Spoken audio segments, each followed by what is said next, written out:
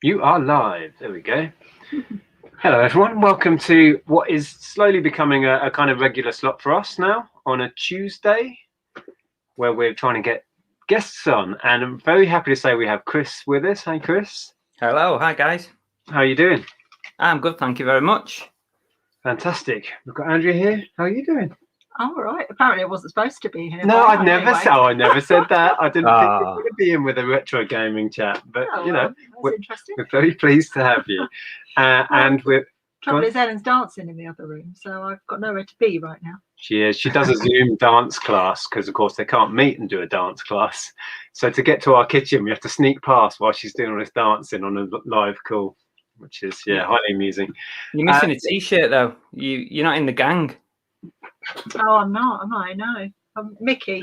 Oh, yeah. Okay, that'll do. That'll do. We'll go for what's the game? Castle of Illusion. That's the classic Mega Drive one. Probably the best Mickey game there was. There you go. Yeah. I didn't even know what it was called. He's probably got one in that pile there. Oh, Kingdom Hearts. I did have sold it. Oh, you were thinking Kingdom Hearts. See, you know you're gaming. Owned a game shop, do you know? Oh yeah, you did own a game shop with me for 8 years. I forget these things. We are live. If you are watching live, please pop in. We will try and take questions.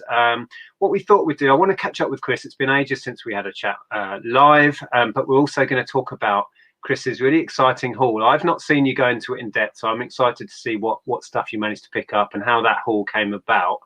I'll say a few quick hellos and then we'll get on with it. So let's see. Hello, LGGS Retro Finds. Fantastic to see you. Tori, Peter, we've got Laura, Jason, Damien's in. Hi, mate. Laurel. Hi, Leanne. There's another Pete. Hey, Pete. Lots of people. Mike. I was speaking to Mike earlier. Good to see you. Veranda Files was in Corin's chat earlier. Ah, fantastic. So yeah, welcome everyone. I'm going to scroll down to the end. I thought this would come up. We'll touch on that quickly. The cartridge is gone. I dropped it off earlier. It is on its merry way. I have made a video explaining what happened and how much it sold for. Say no more. Right? Done. We're not going to talk about that anymore. Not in this video. So yeah. Welcome everyone. Please, like I say, pop in the chat, say hello, and ask questions if you want. So I did catch that you managed to get a haul. How did that gaming haul come about? It was just your typical sort of Facebook Marketplace sort of pickup. It's not something that I actively look for, gaming stuff, even though like I've got a history of gaming, like similar to you guys. I've had a shop in the past. But I've kind of left gaming behind a bit.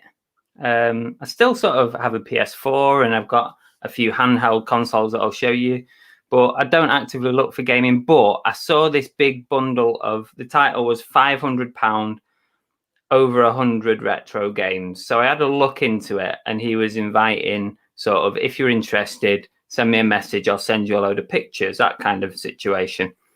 So the guy obviously just sent me a load of pics and it was all kind of Mega Drive, Master System, Nintendo NES, a few consoles, some Wii games, a load of magazines as well, 90s gaming magazines. Yes, I'm interested in some of those.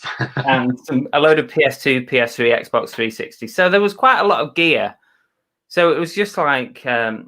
you have to kind of, I was kind of saying last night on our own live, is when you're doing a Facebook Marketplace pickup, you got to consider whether it's worth your time to get it as well. Because we're in the middle of nowhere here in Devon. It's like everywhere is at least half an hour's drive. Mm-hmm. So, you know, an hour's round trip to go and pick it up and your petrol and everything, you got to think, you know, is it worth it? So what's and also I was trying to pick out the best bits of the haul to add up the potential value and to see how quickly I'm going to make my money back. It was 450 quid in the end we settled on. And we went and collected it. I was fairly confident of over £1,000 return. But we did, I did a bit of a live on Sunday, which some people in the chat might have seen, where I just went through and valued everything, and it come in at about 1,800 quid return, potentially listed value. That's like before any fees or anything is taken out. That sounds about right for the amount of work and the size of the initial investment. I think you want to be shooting for that sort of price, don't you, to make it worth the time? You've got to go sort of anywhere upwards of 4 times your money, really, haven't you, to make it worth it? Otherwise, it's not worth it. So I'm interested because I've picked up very similar hauls in the past. How far into the research did you go? Did you look into it enough where you thought, I'm safe, my money's safe, I think I've got a margin? Because you would have had to have been thinking, I've got to act quick. You wouldn't have been the only eyes. That's the problem. That's the real problem in it with Facebook, because if you think about it too quick, someone else is there first. But I think because this guy had got such a high price on it, he put 500 quid on it. And also he said to me that he'd had a few people asking to cherry pick from it. And he didn't want to allow any cherry picking because obviously that devalues the whole bundle and he'll not get rid of the smaller bits. So he didn't want any cherry picking. So he was sort of stuck on his value. So I think that kind of helped with it. Well, we've had that where that plays into your hands because there's not that many people out there that collectors, for example, that may have wanted that odd one that can casually throw 500 quid at it to get the game they want and then spend the time recouping the money, you know, because I'm building a vinyl collection that way. I'm buying job lots, keeping the few bits I want and getting my money back and hopefully profit actually with the rest, because it's what I do for a living, so it's no problem for me. Yeah, but I think that played into your hands then. There wouldn't have been many people prepared to buy it. Well, the thing is as well, he kind of like he sent pictures of the games, and I was like, there's probably money there, but he didn't tell me about the magazines until late on in the conversation. And the magazines potentially, I mean, we've been having a little chat about them, haven't we? But the magazines potentially might get me 200 or 300 if I'm lucky, you know, back on those, and that's kind of sweetened it. And I thought, well, yeah, I can probably do it now. Sorry, Andrea, do you want to? You were going to say something then, and I put you up. Anything important? I was just going to say because you were talking about what they had in the bundle. We noticed there was a few lots of PS2 that was, you know, sort of run of the mill stuff that it would put a lot of people off, wouldn't it? Yeah, there's a lot of PS2 and 360 and not a lot of value to them, you know. A lot of the PS2 games are like £2 a piece or something. Yeah, but interestingly, that sometimes can save you when you buy a bundle. It's like, well, I know I can bundle those and get a big chunk of cash back, and it does add up quickly. When you start selling through it, you might be surprised what you'll get on those bundles. You know what I mean? Yeah, sure. Yeah, definitely. I've already sold a few bits. I mean, I sold some cash purchases over the weekend, people just watching the video and contacting me, which is not better than that, is there? You know, just doing a deal over Facebook or Instagram or something. Yeah, we've found that's amazing now, because we have some, you know, we've both now got online profiles, and it is surprising how many sales you can get from people that see stuff as you show it, and they say they get a message and it's no fees. It's great. There's nothing better than that. And Instagram at the moment for me has been great. Instagram is great at the minute. I mean, I'm growing the presence on there, and when you share like a picture of what you've picked up, the amount of messages sometimes, oh, are you selling XYZ? And you can do a deal before it even hits eBay, which is great. Yeah, I've been enjoying doing that actually on Instagram, and you know, that's not the purpose of my Instagram, but it's really nice when it happens, when you share something and then people say, oh, have you got that for sale? And I mean, obviously you get PayPal fees, but you're not incurring all the eBay fees. So I tend just to give people my bank transfer thing and just go straight into your bank. That's a good idea. Yeah, we have done that on some, haven't we? But yeah, it's a good perk of having an online profile. It really is. Yeah. So do you want to share? I'm tantalized by that stack just there. Are they snares at the top, just behind? There's only one SNES game. There's only one, and that's this one, which I listed today. Equinox. Ah, yeah, okay. Is there much value in that one? It's worth about 30 quid, that. Really? It would have been about 50 if there wasn't like a horrible sticker residue mark here. Yeah. it kind of had half a sticker left on it, and I used that sticker removal stuff that you recommended years ago. Yeah. And I managed to get cardboard. Sorry? I was going to say, be careful with that on cardboard. I was dead careful because I thought if it soaks through and starts making a mess, but I thought it was worth a try, and I managed to get it off. Okay. It's about 30-35 quid that. Okay, interesting. So that's that one. This is an interesting one. Pac-Man on the NES. Nice. But it's a USA one. It's a slightly different kind of cart. Right, now NES is region locked, right? I think so. I presume so, because that's what I'm seeing on when people are listing it. They're listing it as NTSC. Yeah, I'm pretty sure we've had issues with that in the past. I remember selling one and we weren't aware it was NTSC or something, and we had a problem. So yeah, that's interesting. I've only gone off what other people have listed it. Now, one viewer said to me that this is an interesting Pac-Man because when they did this particular Pac-Man, the 10 gen version, it wasn't licensed at that point. So that changed to a different company. I don't know much about it, but apparently that was they didn't have an official license for it when they made this version of it. Oh, interesting. Okay. Yeah, so maybe someone who knows more about games would know more about it, but that's about 50 quid, that. Oh, really? That nice surprises me. That does surprise me. Wow. Yeah. Well, I'm saying that. That's what I've listed it for. Yeah, exactly. Any price we ever quote is what we're hoping. Exactly, yeah. Yeah. But I've already sold Castlevania, which was boxed like that for the NES with a protective plastic box on it as well. But it had no manual, and that's gone to a viewer for 90 quid, that one. Fantastic. So I'll happily get me 90 quid back on that. Yeah.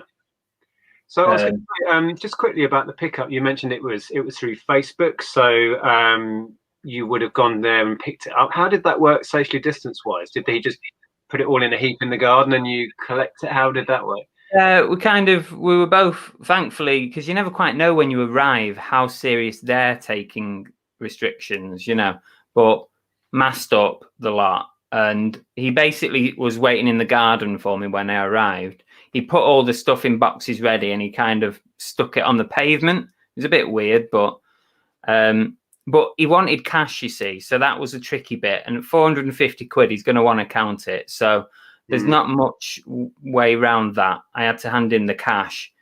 I hand sanitized before I handed it over, and then I hand sanitized once I got everything back in the car. Don't think there's much else I could have done about it, but we were all masked up, and it's a tricky one. But it is a tricky one, even without the social distancing things. Doing that sort of size deal, taking that much cash in your hand, and we've been there. You think, what could go wrong here, and to what length do you then check the stock? It's a weird dynamic, isn't it? I didn't do it. It's weird because I don't know. It's like people think that you don't trust them if you're going to sit there and go through every box. I think it starts to become clear that it's a genuine deal fairly quick. I opened a couple of boxes, I had a look. He showed me some of the sort of, because he'd really looked after his Mega Drive and Master System, so he was quite proud to show me those, that they were all with manuals and everything. So I had a quick look at those. Everything else looked in order. So yeah, but the main thing I think with Facebook pickups is if you can, even if it's like even if it's like a small amount of money, you should really take somebody with you, because who knows what else you're going to or who you're going to meet. I mean, this is like the sort of safety aspect coming into it, but that's why I took Annabelle with me, because I thought I'm not doing a £450 cash without someone sat in the car ready to hit 999. Yeah, I saw that bit, and that made me chuckle actually. But in saying that, you're 100% right. And with your police background and mine, we've heard the stories, we've seen what can happen. So it is worth, or if you can, convince them to take a bank transfer. Yeah, he wouldn't do it. He gave me a load of excuses about that. Oh, I've lost my bank card and all this. I don't know. Yeah. So. Okay. I just saw somebody who has a bit of info on that Namco. Namco in the rights now. However, the Tengen version is the same game, just a different title screen. then released and licensed. Yeah. So, but for the collectors, you see, that's a rarer version and an unusual. Yeah. Cool. Excellent. Interesting. Can't beat a bit of Pac-Man, really. Classic game. Pac-Man on the Atari, I was hooked on that, and to the point where those stupid joysticks with just a straight up thing, I had terrible blisters through here from playing Pac-Man. Those joysticks are not ergonomic at all. They're awful. No. Michelle said quickly, "Hi Michelle, you guys would hate living in America right now. Social distancing is not taken seriously." We've seen some of that on like American vlogs and stuff, haven't we? It's like, people are hugging each other and all kinds. Yeah.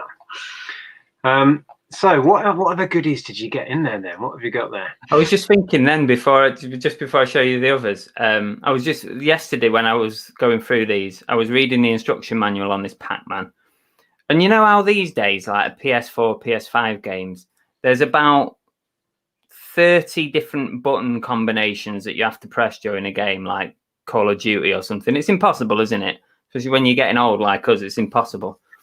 But I was just reading the instructions for this, and it says A and B buttons. These buttons have no function in the game. So basically, it's Pac-Man, isn't it? So it's up, down, left, right. And that is it. Yeah. Now, that's my kind of game. A nice, easy game. But going back to Master System and NES, there were 2 buttons and a D-pad. So you can't really get... There's no complication going on. You know, it was so much simpler, wasn't it? It was. Oh, it totally was. It totally was. And my Super Nintendo, I was wearing the buttons out on that. I played it so much. Just amazing. Yeah. Hey, Jack. Evening all. How are you? Did the game sell? Yes, it did sell. I did put a post on Instagram. I have made a video today which will explain all. We're not going to chat about it tonight. This is about Chris and his haul. But thank you so much for the super chat. You will find out tomorrow. So yeah, keep your eyes peeled. And I shipped out your order today, Jack. Thank you so much. So yeah, the Sega stuff looks great. Yeah. It's a Master System on top. Yeah, the top 3. Yeah, Master System. There's Ghouls and Ghosts. Oh, I love that. What else? Super Kickoff. If you're into football. That was the only football game I was ever into is Kickoff. All right. And the McDonald's Global Gladiators thing. Sorry, it's a bit glary. I know of that. I don't know if it's any good as a game. Nah, never played that. I was always like an Alex Kidd person on Master System. It seems odd to me that McDonald's did a game. Yeah, it was like a sponsored thing. It was very weird. Sponsored tie-in. It's like a platformer, I think, from what I remember. Yeah, looking at it, yeah. Doesn't look to be a lot to it, to be fair. I expect they came up with a game and then said, McDonald's, do you want to be involved in it or something? Yeah, McDonald's, give us a load of money and we'll stick your logo all over it. Exactly. We'll shoehorn it in somehow. And then the Mega Drives, there's Olympic Gold. Yep. Nothing special. Street Fighter 2, some kind of champion edition. Nice. That should have a bit of value. Yeah, I think it's around the £30 mark. Bugs Bunny Double Trouble. That's an interesting one. Is that rare at all? I think it's about 25 quid, but there's no manual, so it would have been worth more with the manual. Right. This one I'd never heard of, Flicky. Oh, yeah, I remember Flicky. Yeah, never heard of that. I can't remember what it was about now. I just remember the title and it being a bit weird. Yeah, it looks a bit like sort of a one-screen platform game. You know, a bit like sort of Donkey Kongy type thing where you're going up and down the platforms on the screen. Well, Teddy Boy, Jason's just mentioned Teddy Boy. I had that on the Master System. That was like a kind of one-screen, multiple thing where you jump around and fire little... That's what that is, by the looks of it. I still have a Teddy Boy Master System game I swapped with you for a Zapper gun years ago. Oh, I didn't even remember that, Jason. Oh, fantastic. Getting old, aren't you? Getting old. Well, when you sell so much stuff over the years, you don't remember. But yeah, Teddy Boy was quite a good game for the Master System. I loved my Master System to bits. I had the original bigger kind of angular version. Yeah. And with the card slot. Do you remember the Master System with the card slot? The only thing I've ever played on Master System was Sonic. Sonic, yeah. That's because Ben had it. Yeah, Sonic on the Master System. Played on that. It's one of the best games released for it. Really, really good version, yeah. Oh, happy days. I had Hang On card. Hang on, the motorbike games. What else we got here? We got Sonic Spinball. Oh, right. That's like a pinball version with Sonic spawned in, yeah? Lemmings Tribes. Oh, awesome. Fan of Lemmings? Yeah. Bit like Worms, isn't it? Worms was a new. Value-wise on those two, do you remember what you think you might be able to achieve on those? Not a huge amount. I think Lemmings is sort of around the 15 to 20. Right, okay. Sonic's not that much either, to be fair. I think it's fairly common. This one, Toki Going Ape Spit. Okay, don't remember that. No, me neither. It looks like a Donkey Kong, like a rip-off. You remember when they did? It's a platform. It's just a standard platformer. Right. Because the Donkey Kong games on the SNES were amazing and really huge, so that the graphics look like they're trying to buy into that. Yeah, possibly. And then this one is a Mega Drive Classics collection. Oh, that's nice. It's got 4 games on it. It's got Gunstar Heroes, Altered Beast, Flicky again, and Alex Kidd in Enchanted Castle. That's cool. I think this one sold actually today for 35 quid. So some decent value games, really. Yeah. Do you think they were his from back in the day then? He said it was from his personal collection. I can only go off what he's telling me. Yeah, because they do look amazing condition. Jack, thanks for that. He's got a question there, Chris. How safe did you feel collecting this? We touched on that a bit. So how did you feel going? COVID-wise, I wasn't too worried. I did all the precautions that I could with it. Safety-wise, in regards sort of personal safety, not so bad if you take someone with you, but you're always a bit nervous. That amount of cash, you just don't know. You don't know how it's going to go. But the fact when we pulled onto the street, he was standing on the front with the boxes on the pavement. At least I could see the goods. Yeah. It weren't a case of, where's the gear. Yeah, I think caution. You need to go with caution and think through what could happen and protect yourself, Jack, if you're going to get involved with picking up stuff. There's a few questions. Again, if you just dropped in, we're not going to talk about that today. It has sold. I did make a post on Insta. I will put a video out tomorrow explaining the whole shebang, what happened and how much we actually sold it for. Yeah, there you go, Pete. Thanks. Video out tomorrow. Yeah, a couple of people have replied. Krusty Super Funhouse was brilliant on Mega Drive. That's a game I never played, but I heard really good things about. Never keen on the Simpsons games, me, and never even the Hit and Run and that. I weren't keen on it. Oh, Hit and Run was good. You don't no, like I wasn't keen. It's like Crazy Taxi, wasn't it? It was. Oh, it's a total rip-off of Crazy Taxi. Yeah. Yeah, I have both Mortal Kombat 1 and Mortal Kombat 2, I assume you're meaning there, and we'll be listing them for sale soon, thinning my collection down. Right, okay. Alex Kidd was great. Master System was my first gaming system and has the first Alex Kidd built in. Yeah, Miracle World. Yeah, a friend had the one that had Alex Kidd built in, and I remember that was about the time that we got into drinking beer. So beer and Alex Kidd. Did you do much gaming, Andrea? Did you play games back in the day? I had a Commodore 64. Oh, nice. I used to play on that, and I had Game & Watches, and I loved Game & Watches. Oh, if you did not kept them.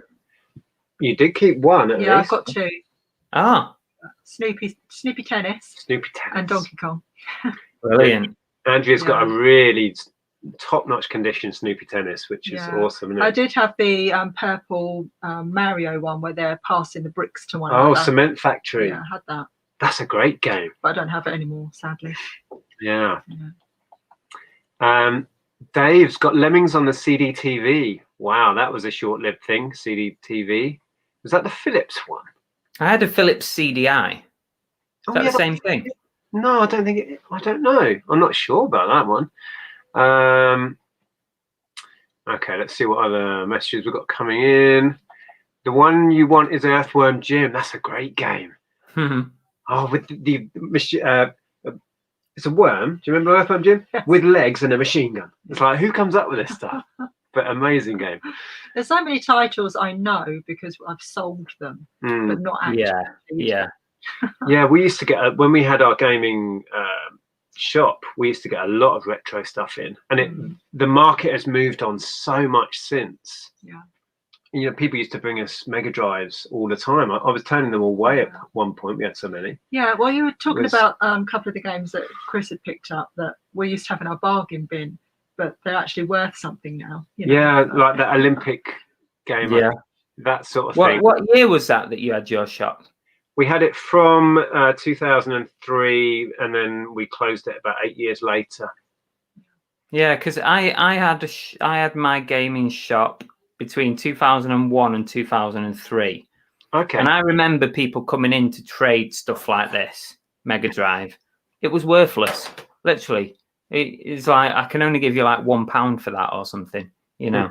It's worthless. And now look at it. The market, when we started our shop, the market for collecting video games had started to grow, and we saw over the period when we had a shop, we could see it changing, and we could see the prices starting to go up on eBay to the point where towards the end, all the retro stuff that I traded in went out the back, and I just stored it away, and then I had a massive purge and sold it all on eBay. But since then, prices have doubled since we closed the shop, probably more so in some cases with the earlier stuff. But yeah, and it keeps on spiraling up and up. You're looking for a comment there? I just noticed Dave's comment there. Oh, Desert Strike, classic Mega Drive. Yeah, there was Desert Strike, Jungle Strike, and another one. I remember selling the Soviet was it? Because I had the 3 on Mega Drive and sold them as a bundle back then. Probably got half or a quarter of what I would have got today. Yeah. Was this Moonwalker you're talking about? Oh, I love that. I'll show you that on one of my other little handhelds in a minute. Yeah. It's great. Special moves where we do a spin and go, oh, and believe it or not, I've never played it. There was an arcade of it, wasn't there? I'm sure. Yeah, there's an arcade version of it. Yeah. Oh, Jack, you're far too generous. Thank you for the super chat. Did you want to read that? Oh, it's a question from me. How did you get the shoes so cheap? They are profitable, selling them at £6 a pair for. Okay, touch on that. It was a clearance deal. I don't know the story behind where it came from. I got them from a middleman who was taking them from some company that needed shot of them. The reason we got them so cheap is we had to buy nearly 1,000. There's not many people that are mad enough to do that, and I drove the price down as low as I could because of that. So yeah, I mean, it's who wants 1,000 pairs of shoes, right? So that's when you can get stuff really cheap. But yeah, great. At £6 a pair, we're making some serious ROI, believe it or not. And then Chris, have you struggled to source over lockdown? So how have you been getting on with stock? We adapt, don't we? And what I've found is that actually, you can't. I don't think that you can really complain about being a reseller during lockdown, because I think you can do this job and make a good living, and you don't even have to leave your house. That's what I've realized. I've bought so much online. I've found some new contacts. I've got more into clothing and wholesaling clothing. Even buying off eBay and flipping it back on eBay has been, I think you could do that full time if you really wanted to. I think we've been very, very lucky that I've been able to carry on and not been affected as much as some people in some businesses. That's the freedom of reselling, isn't it? We can be creative with it, and you can make it whatever you want, as long as you put in the work in and you're thinking. I guess the only sort of caveat to that is I miss the variety that you get when you're out in charity shops and boot sales, the sheer variety of stock that you can bring into your shop. Because at the moment I'm kind of heavy with clothing. I'm glad I got this gaming haul, giving me something different to look at. So yeah, that's the only thing really, but I can't really complain. It's the treasure hunting that I'm missing. What you're going to find, and definitely. Yeah, going out in the morning, having no preconception of what you're going to buy, until you see it. That's the fun element. But I really do. I think you're right. I think sourcing is the one side of what we do where your creativity pays. You know, thinking outside the box, using all of those methods you mentioned and more, you know, really pays, and not being not sticking to one sourcing method. So it's Urban Strike, not Soviet. That was on PS1. Yeah, that does ring a bell. That does ring a bell. Paperboy, yeah, great retro game. I had that on. What would I have had? I think I might have had it on Game Boy, believe it or not. I think there was a pretty poor version on Game Boy. Was it? I don't know. So long ago. Moonwalker Arcade is sought after. I bet it is. Cannon Fodder. Oh, yes. Oh, I'm trying to remember what I had that on. Can't remember which system I had that on. Road Rash. Oh, all the classics coming out now. That was the motorbike one where you come up alongside and whack them with a whatever you. Annabelle's into that one. She likes Road Rash. Oh, okay. Oh, yeah, that was one I remember you playing against each other. We did, yeah. We did the versus thing. She chose that one. Yeah. Did you ever sell the Sega Saturn? Seems like quite a rare console. Many times, yes. And the games. Don't see it a lot. That was one that in the early days of our shop, they would come in over the counter fairly regularly. You know, because people were still in the mind of, oh, that old Sega thing, get rid of it. You know, it wasn't really I've not seen that much Sega Saturn stuff or Dreamcast. I seems to be fairly slim on the ground. Yeah, they sold in much lower numbers than PlayStation, for example, for get-goes. You know, so there's just not as many out there, and most of them are in the hands of collectors now. So this is why prices just spiral, don't they? Right. Let's see if we've got any more questions in the chat. Trying to scroll without it jumping. It's going to do it to me soon. Hey Neil, I still have all of my old consoles from my NES up to a Wii. Wow, a Wii U. That's cool. The fact that you kept all your originals. That's a good collection if he's got all those. Yeah, I had a Wii U for a while. I thought it was quite a good console. And then we had a Switch. Now we've got a Switch Lite. Well, I say Wii. Ellen has. Ellen is just like glued to it. It might as well be super glued to her hands. She's only got one game. Did you know there's a Mario extension to it now? So she can do Mario things within Animal Crossing. I think it's just a limited thing. But she can go down little tubes and visit other islands. And she gets Mario characters on her island and stuff. Very cool. Next level, amazing. Hi, Mr. Sprout. ZX81 and Spectrum 128 in my 20s, then Wii and PS2 about 12 years ago. Yeah, Spectrum was my first love, really, in computing. We had a PS2, but the only thing I played on it was SingStar. We did have PS2, didn't we? SingStar, and then PS3, and didn't play that a lot. SingStar, we used that for, I think. Guitar Hero. Guitar Hero, I was big into Guitar Hero on the Wii mainly. Yeah. But I've drifted away from gaming, really. Even when I had the Switch, I loved Mario Kart on it, but that was it, really. I didn't Mario Kart. First time I ever played that was when we visited your old uni friends. And we sat and played the N64 version. Yeah, blimey. So what gaming were you in? You said you got a PS4 now, so you're still playing a bit. Only really sort of a couple of games like FIFA and stuff. I've always been loyal to FIFA, the series, but even then, I don't seem to have the time, really, to be honest, to just sit and play a game. I'm either doing something to do with work or watching films or something.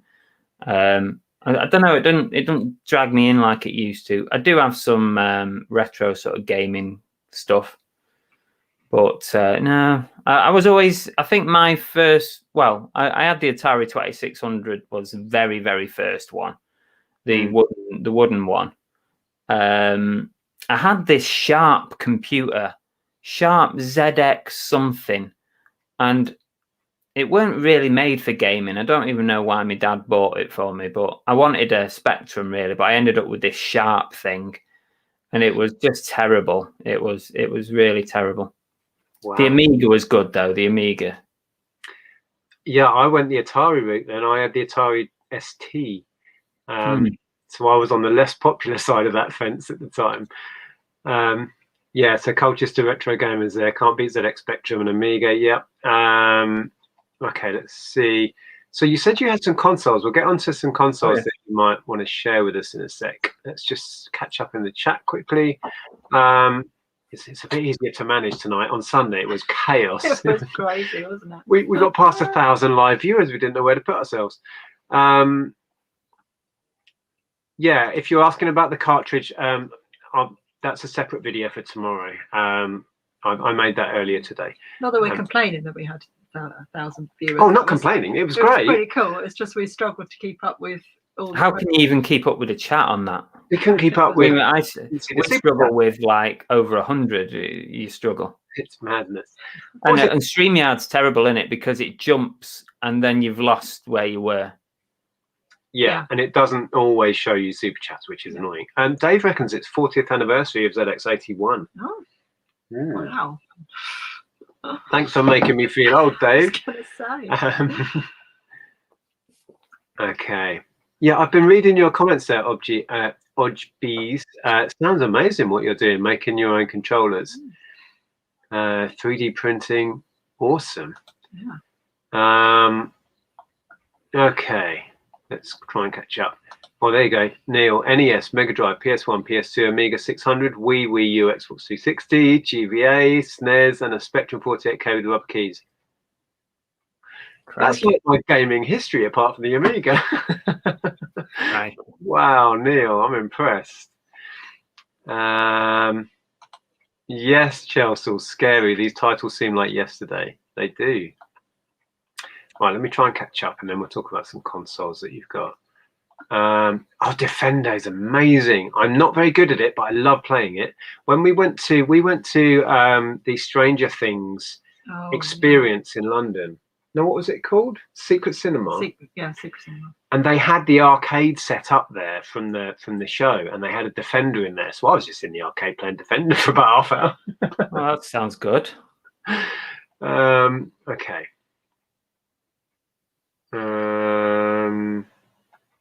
Right, I think I'm there.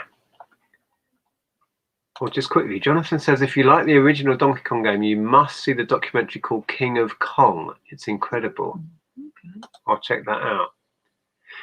So, what goodies did you have there to share? Right. Well, I've got some unusual things that, well, it might be unusual. I don't know. I don't know if you'll know about them or not. But, right, here's one that I've got. These are all mine. I own these. I've got a bit of an obsession with collecting these sort of handheld things. So obviously this is an original, it's a DMC whatever one Game Boy, but it's been modded.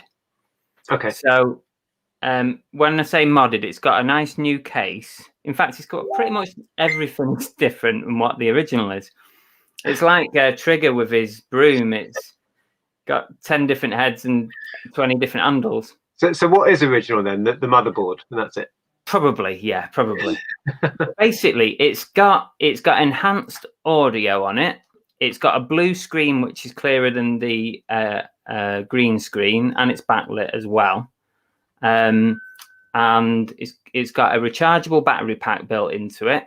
So the whole thing's been redone. Now, if I turn it on, I don't know how much you're going to. Let me do this. Okay, so it runs the original games. Yeah. Yeah. It's got DuckTales in it. But you've got to love the theme tunes on these things.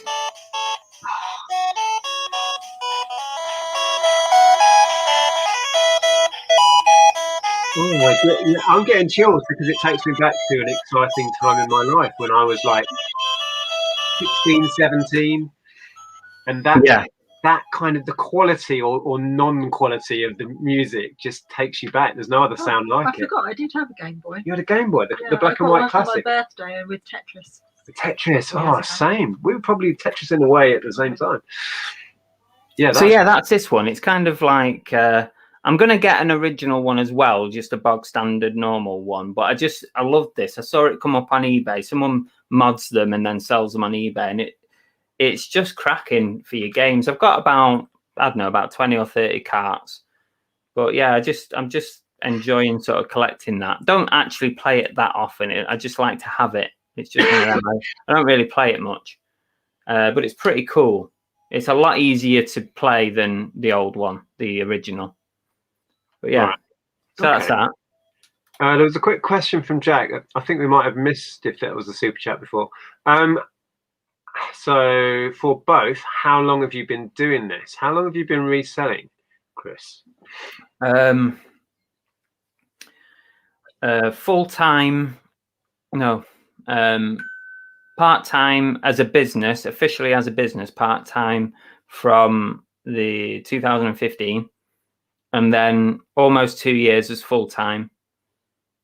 But I was doing it on a sort of a very loose sort of personal level before 2015, before I decided to go register as a business.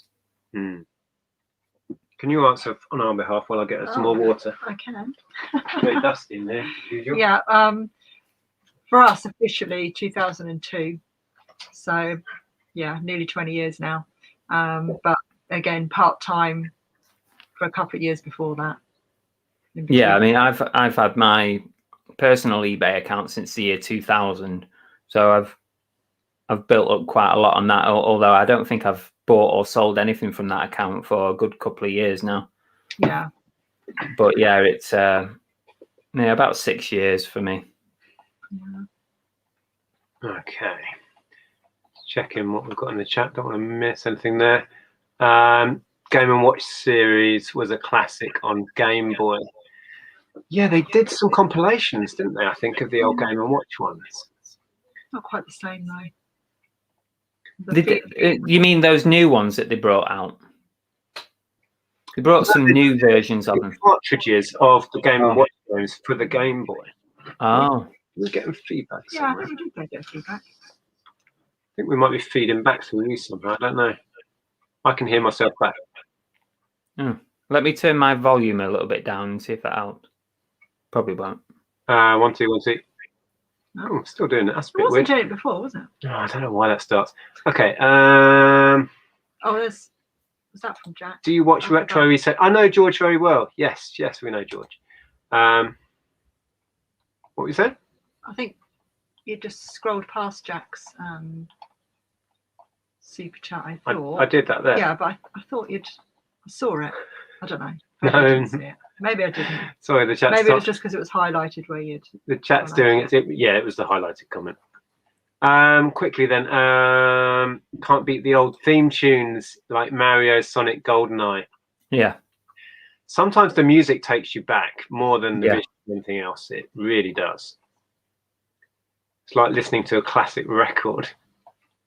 You remember the songs that came out in the 90s and hit the charts based on game theme tunes? There was Tetris, Super Mario Land, and I can't remember any others, but I remember those two. Those two I remember. Yeah, were there others? There probably was. I don't know. Maybe. N64 GoldenEye was huge, that game. Yeah. The Golden Gun. Yeah. Oh, there you go. Oh, there's one. You don't have to keep super chatting, Jack. We do really appreciate it, though. Chris, how do you find High Street compared? How did you find High Street? I assume you mean compared to eBay. Interesting question. It's difficult really to compare because at the time eBay was fairly young, and I didn't even. I think I was buying from eBay in my shop, but I wasn't selling on eBay at the time. Whereas you had the advantage when you started. You probably had an eBay account as well at that point, whereas I didn't have one. But I don't know. It's really difficult to say. I don't think I'd go back to having I don't think I'd have a high street shop again, a bricks and mortar. Because people complain about eBay fees, but at the end of the day, try having a shop and then see what bills you get coming in. Yeah, business rates are a killer. Business rate, the rent. You rent, your rates, the gas, electric, the whole bloody lot. All your utilities, and because you're a business, they fleece you. And also staff. Internet, oh my God. you pay about twice as That's much. What I'm saying. For internet. Yeah. And then you pay internet at home as well, so you've got double the amount of paying for that. It's also a very different game. It's a very different market because you're servicing a much smaller market, we were servicing our town and the surrounding villages effectively. Whereas with eBay, you are potentially servicing the whole world, and it's a very different game. We know hundreds of people on first name terms because we saw them every week, and that's a different experience to online selling, which is very distant, obviously, and you don't get to know anybody. Yeah. And we kind of missed that in a way because we had a lot of nice customers. That's what we miss, if anything. Yeah. But yeah, we did have the advantage of being able to sell on eBay and Amazon Marketplace at the same time. So yeah, that's a big thing. That. We are.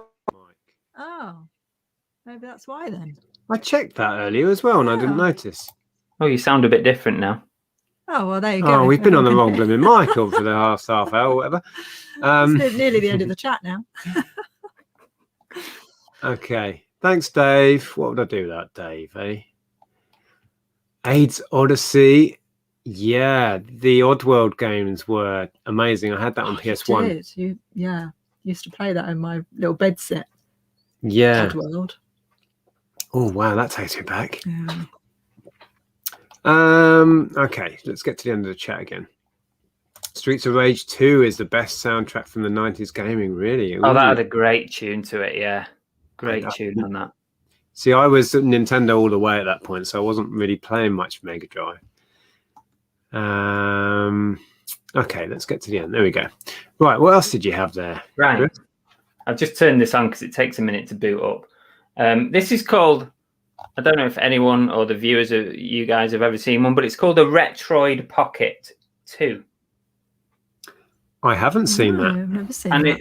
it's built with the design of the PlayStation 1 in mind. So it's got all the colorings, the buttons and everything that are a bit like PlayStation 1. It's really hard to see because of the glare. But basically, this is an emulator. It's an emulator. So it's you can load up all your old retro games and play them on here. So, like, for example, if I load up a game, what about, tell you what, Mario Kart 64's on it. So if we load that up, you can get these. Well, they're basically made in China. They come over from China.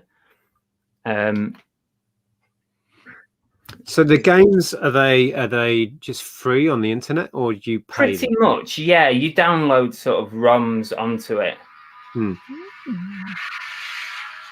it's pretty good quality then. Oh, it's great quality. I mean, it's amazing. The build quality on this thing is just fantastic. Oh.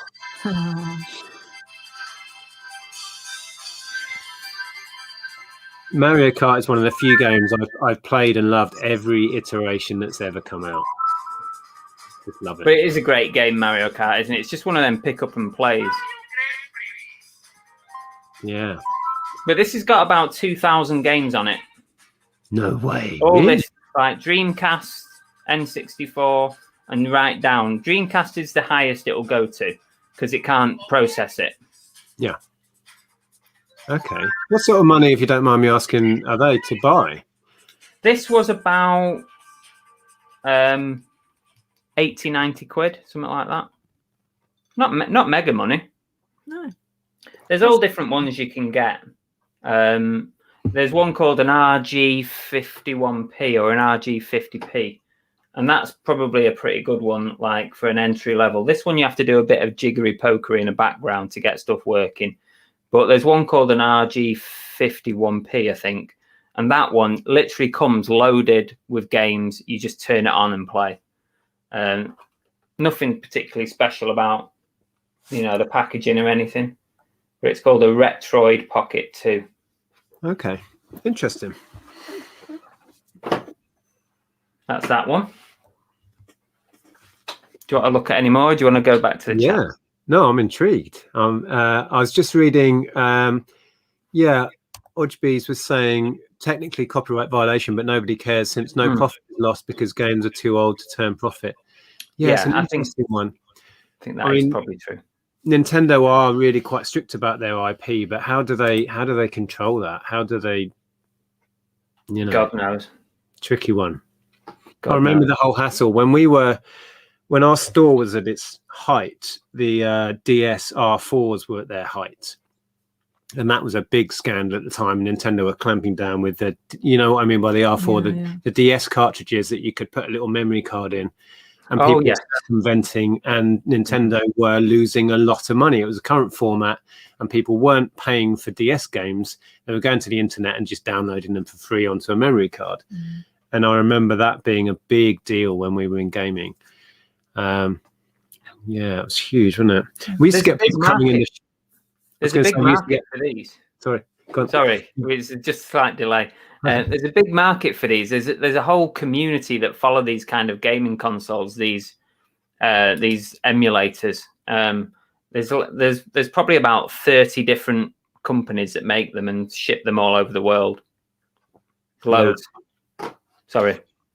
No, I was just going to say, we used to get people coming into our gaming shop saying, I'm after one of those R4 cartridges, please. And I say, we're an official Nintendo stockists. We cannot condone that or stock it. And they just wouldn't understand. They just couldn't get it in their head. Why? Why? What's wrong with it? I've got one. My mate's got one. I'm like, yeah, they are technically illegal, kind of. Anyway, but it's a long time ago now. Yeah. Okay. Right. Ooh. Should we touch on that just quickly?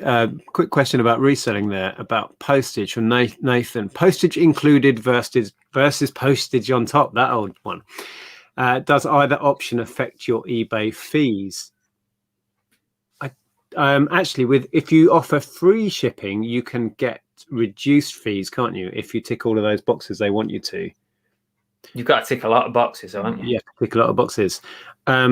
You are charged your final valuation fee on the item cost and the postage, so it makes no difference in that sense, and it's no different listing cost really. So no, it's personal preference. It boils down to, would you say, Chris, or not? Yeah, I started life doing free postage on everything, and then after watching some different YouTubers and getting different opinions, I decided to put postage on. It made no difference, I don't think, to sales. Didn't think it made any difference. So I think it really depends what you're selling. So if you're selling like low value media, DVDs, Blu-rays, stuff like that, if you're doing that kind of thing, you've almost got to do free postage because it's so competitive. But if it's like you guys and me to some extent, most of what we're selling is reasonably unique.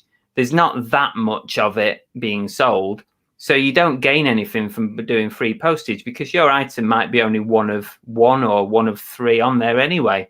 And so people aren't going to worry about postage. Yeah. Yeah. And it comes down, I mean, and there's no such thing as free postage anyway. It's built into the cost. It kind of doesn't make a lot of difference. But I agree. I do a lot of media still, and it's kind of become a given that you don't add postage onto that. So it's included in, and that's kind of how it is now with media, including video games. I don't tend to add postage on unless it's a big box thing or something and it's awkward, and then maybe I will. It's just, whatever. Hi, Cliff. Good to see you, mate. Thank you so much for the super chat. Atari was my first gaming console in 1978, showing your age, Cliff, and had Space Invaders, which cost me at the time £45. No way, in 78. Jeez. I was one of the only person in my school to have it. That's an awesome story. But 45 quid, I didn't imagine there'd be that much. Well, if you think about it, I mean, I remember having a Master System and a Mega Drive, and bloody hell, did you have to save up for those games? £50 games. You know, you go to Toys R Us probably was the place I was going to buy games at that point. Yeah. And, you know, you'd pay £40-50 for them, and that's the same as what they are now. Yeah, I suppose you're right. Yeah, because and there was no way of really getting them. There was no eBay to go and get it cheap. There wasn't really the CEX stores and that came in later to go and trade in. Yeah. So I was paying. SNES were mostly 40 quid. Some were a bit more if they were had a big meg cartridge or whatever. But it was a lot of money when you were. So I was doing 4 paper rounds at one point, and I worked at the dairy on a Saturday. It was like just to fund my habit. We had a little local independent shop that did trade-ins and stuff, so it made sense to go and trade in your old game and get some money back on the next one. Yeah, towards the end of when I had SNES, those shops were cropping up, and it was becoming more common. And you'd kind of have to fund your habit. Really, they were so expensive. Yeah. Hi, Jake. Thanks again. How much retail arbitrage do you both do? Good question. Do you do much RA, that sort of side of things? Sometimes, yeah. I mainly look for when sales are on or when clearances are on, like January sales, Black Friday, stuff like that. I don't actively look unless, something pops up on my emails that tells me there's a sale on somewhere. I'll go and have a look. Or even like not just online, maybe out and about. Maybe if like when lockdown finishes, TK Maxx might be a good place to go in and get some stuff. On the high street, they might be having a clear out. There's lots of shops, unfortunately, going bust at the moment. So they might all be clearing out when we all come out of lockdown. So a little bit, but not very much, I would say. Small percentage, maybe 5% of my business. Very tiny. We've done less recently. We haven't done any for a long time. Because of lockdown, mainly. We would have gone mad in the January sales, but we just weren't really keen to go out looking. Some people even really bother looking online, did we? Didn't really go online. No, we've been focused on clearing the backlog. We're not doing Amazon anymore, so not doing Amazon at the minute, which is where a lot of that sort of stuff would go for us. But it has been a part of what we do, Jack, on and off over the years. You'll have seen it crop up in our videos, but it's not an integral part necessarily. You know what I mean? No, it's more about the second hand for us, isn't it? Oliver Ian, hi. £70 for N64 games when released. Really, were they that high? Yeah, they were mega expensive. They were one of the most expensive games to come out. Yeah, I don't know why, really. Remember that. I had one late in its cycle. I think I picked up an N64 in '98, and games were starting to come down a bit. But you bought me Star Wars Racer, didn't you? At Christmas '98. Yeah, and that was, I think I said that was 45. 45 quid, yeah. But I did get staff discount. Staff discount at HMV, as you were at the time. Okay, it's fascinating these comments that are coming in. 1985. My dad used to rent Spectrum games, bring it home, use the tape to copy them, and then take it back. Brilliant. It was so easy then. It was literally copy tape to tape. But that was what Commodore 64 was like. And I used to have friends that had games, and then we would share the games, like just get a blank cassette. And yeah, it was annoying though, because you had to keep fast forwarding to get to a certain game. Oh, right. Yeah. I tell you what, a lot of people used to do for stuff like that, and that is join the local library, because you could rent out games from the library. Yeah. Oh, I never got into that. Yeah, I believe so. Anyway, somebody told me once. I remember when CDs were still quite expensive in the early 90s. I used to rent CDs from the library. Oh, I remember you doing that. Yeah. Yeah. Or was I still doing it when we got together? Wow. Yeah. Now they give free PC games on Epic Store. PC gaming is at its best now, says Bardax. Never got involved in PCs, I'll be honest.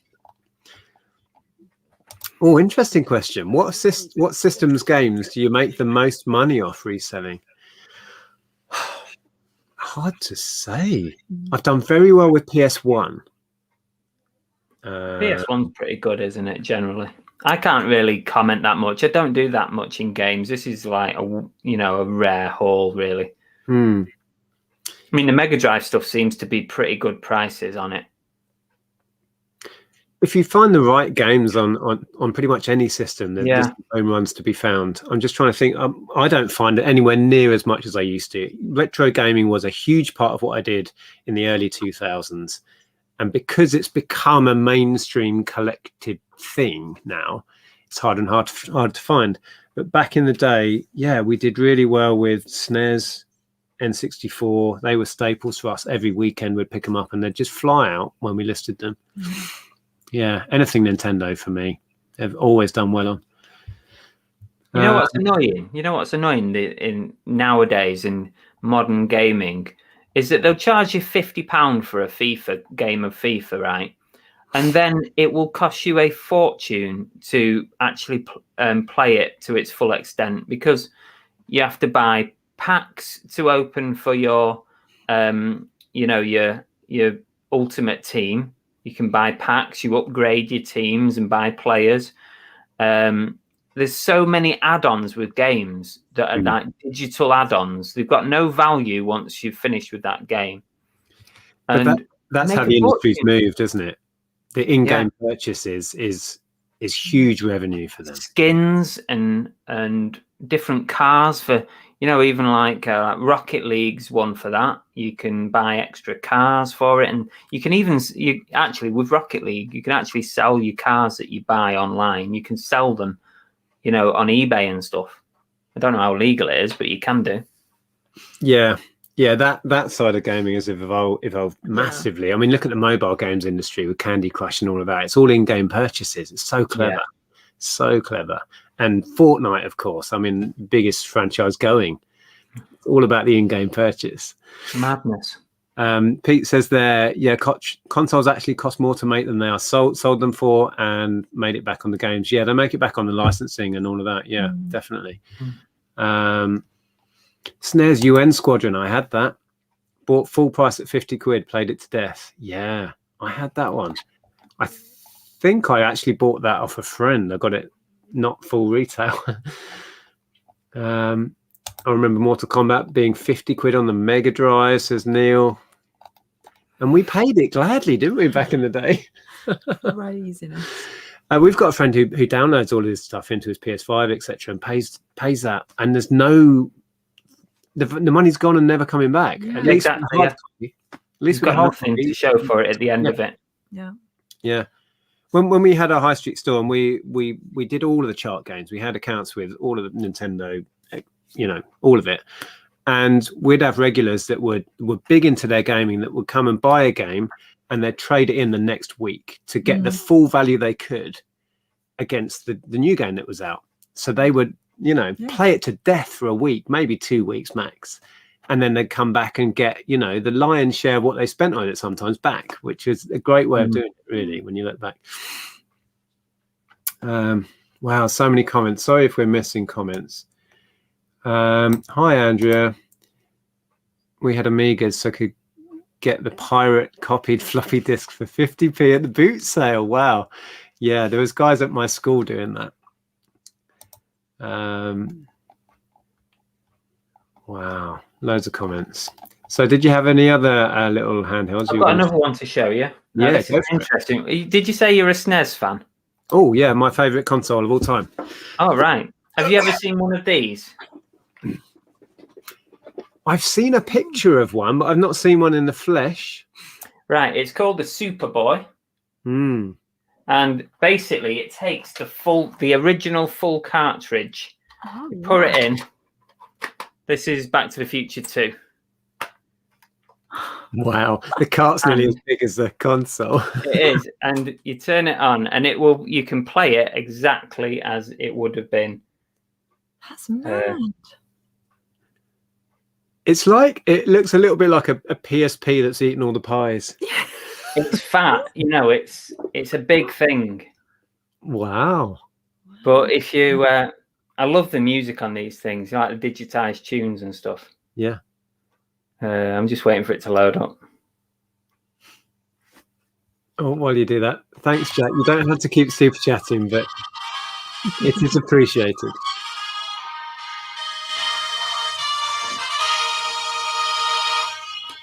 Game start.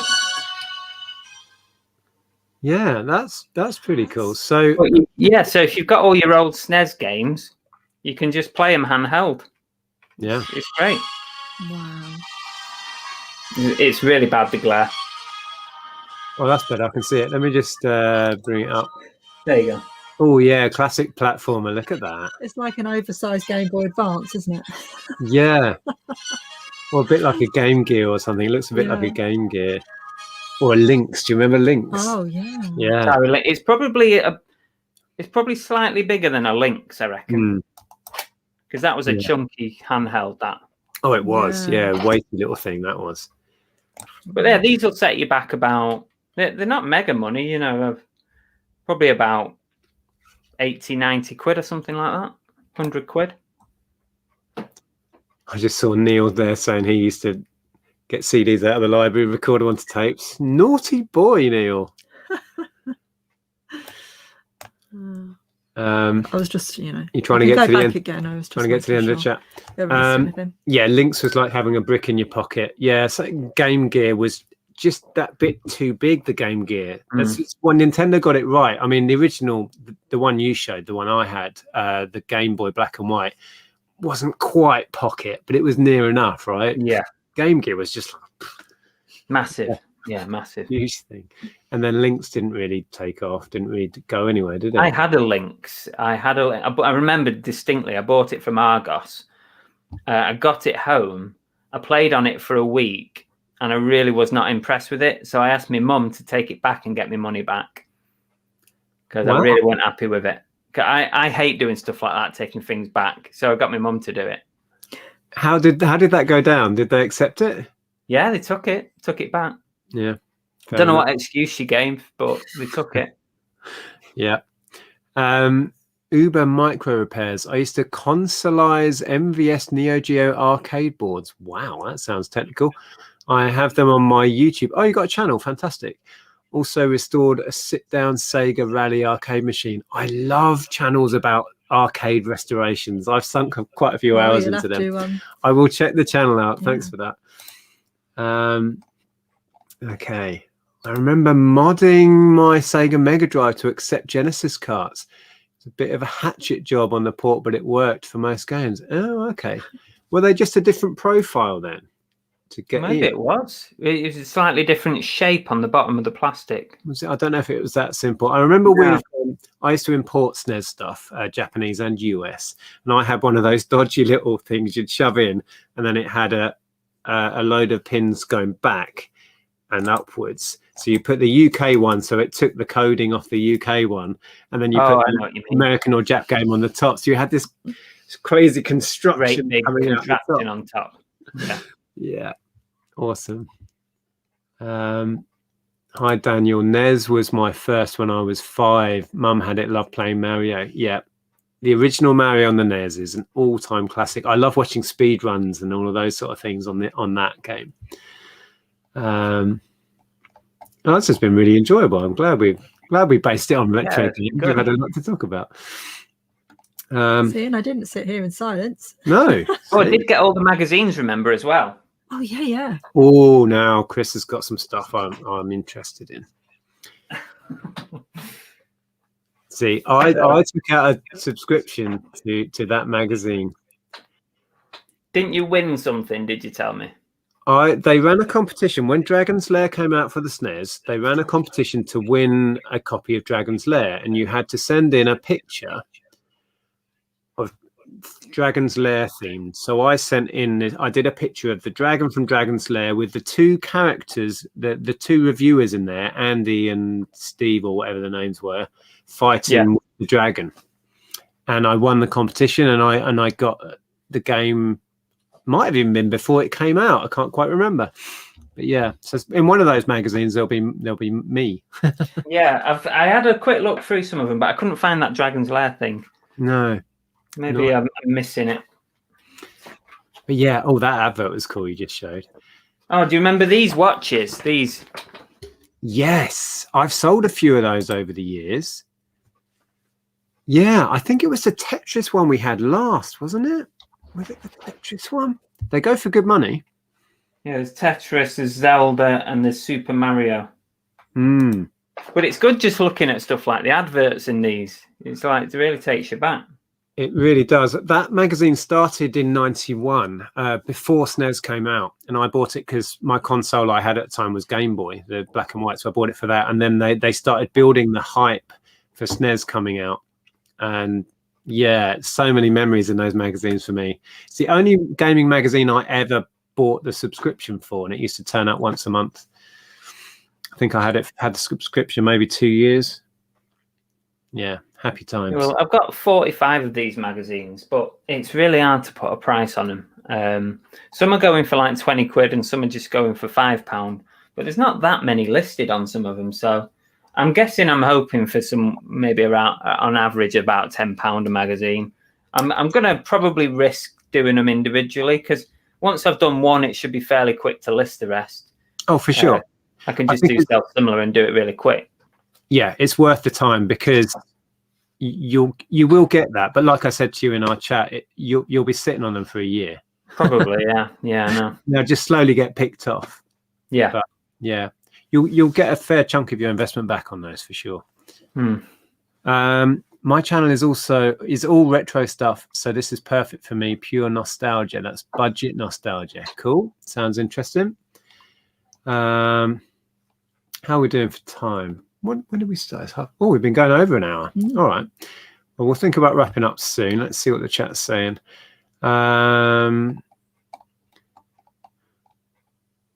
Hercules and Oddworld. I don't remember Hercules. Oddworld for sure.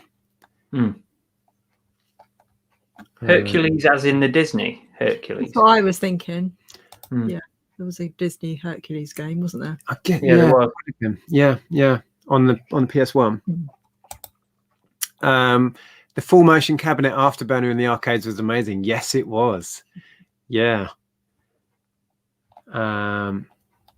Fire.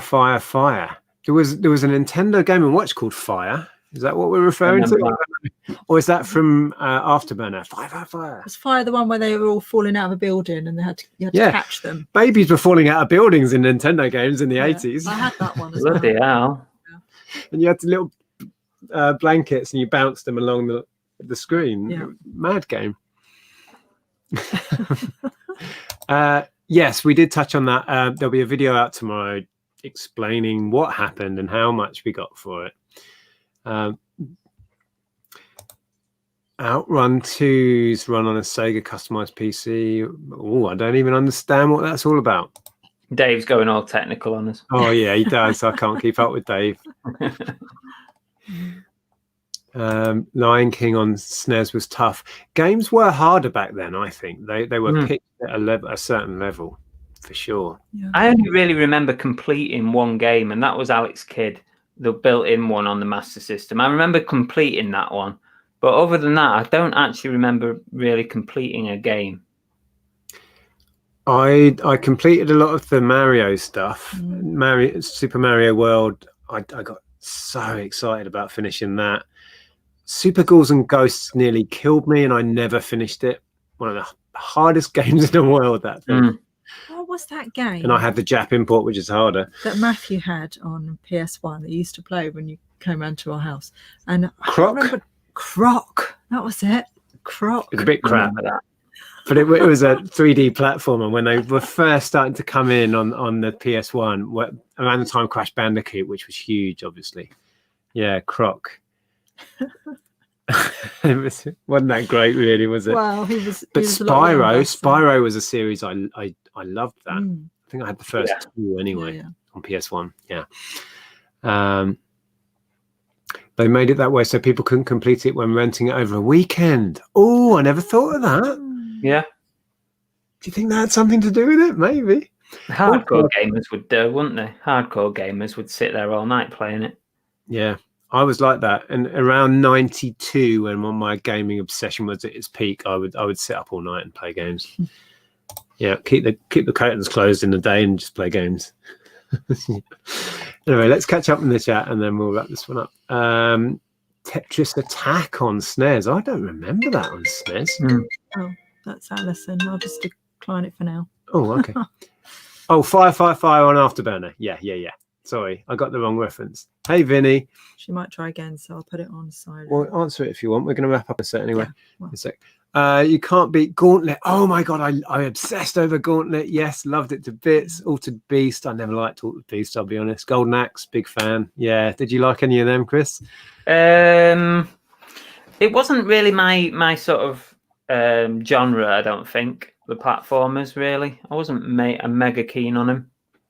Sports games, football games, and stuff like that. Resident Evil on the PS1, they were huge. Yeah. Oh, we could. I mean, PS1s now, a lot of the PS1 games are worth quite a bit, but PS2 doesn't seem to be catching up just yet, does it? PS2 seems to be really low value at the minute. Yeah, I guess it will catch up as they all get snapped up, you know. I think it's just the sheer numbers that were sold. It's like, so thinking back to when we had our store, we had thousands of backlog of PS2 games. We couldn't sell them. We had them piled up in the basement, didn't we? I've got a picture, I might have to send it to you, of thousands of PS2 games and the original Xbox games stacked up. Just couldn't get rid of them. Croc was, we'll end on this because this looks interesting. Croc was actually supposed to be a Yoshi racing game for N64 before Nintendo backed out, so they reworked it. I've never heard that. No. Wow. All right. Well, maybe we'll have to do this again. I remember we did a retro gaming chat with Zahir and Tom and Darren once, which was so much fun. Perhaps we'll have to do one of these a month and talk about gaming because it's fun. Yeah, it's great. Yeah, fantastic. All right. Well, we didn't chat much about your channel actually, but obviously you have a channel. Do you want to let us know what you cover on there? Yeah. Well, I mean, it's called Cookie The Haydens, and it's a bit of a mixed channel, if I'm honest. We're not solely just about reselling, but I'd say the majority of the content is reselling related. So I'll share pickups and boot sale footage and anything really to do with reselling. But also it's called Cookie The Haydens because we share stuff about what we're doing, like vlogging and what the dog's doing and all this stuff. So yeah, it's a mixed channel, but predominantly sort of reselling related. Yeah. So yeah, if you fancy going subbing and if you're not already, you've done some really, really good haul videos as well. I like the way you did the haul videos and that sort of stuff, and boot sale ones. They're really popular videos. Yeah, last year, it's funny, the boot sale sort of footage videos were really going through the roof last summer. And then all of a sudden we got locked down again and it's kind of ended. But hopefully we'll be back to that in a few weeks, maybe. Be able to get some back. We need it, don't we? We're all going slightly stir crazy. Can't wait to go back. Nice sunny weather on a big open field. You can't beat it, can you? No. And coming back with that buzz that you found some stuff and happy days. Yes. Can't wait. Can't wait. Well, thank you everyone for your questions in the chat. I know we didn't touch on all of your comments. Sorry if we didn't get around to it. We'll try and do something similar again in the future because this was fun. Tea Cakes has just linked your channel there. The link is below for those watching after as well. So go and check Chris and Belle's channel out. Thanks for watching. We'll be back on Sunday and there will be a video tomorrow telling you how much the cart went for. I will reveal. We'll save it for that video though. Thanks ever so much, Chris. Really enjoyed that. No, thank you guys. Thanks for having me on. Good stuff. All right. Cheers, everyone. Thanks for joining us and we'll see you soon. See you later.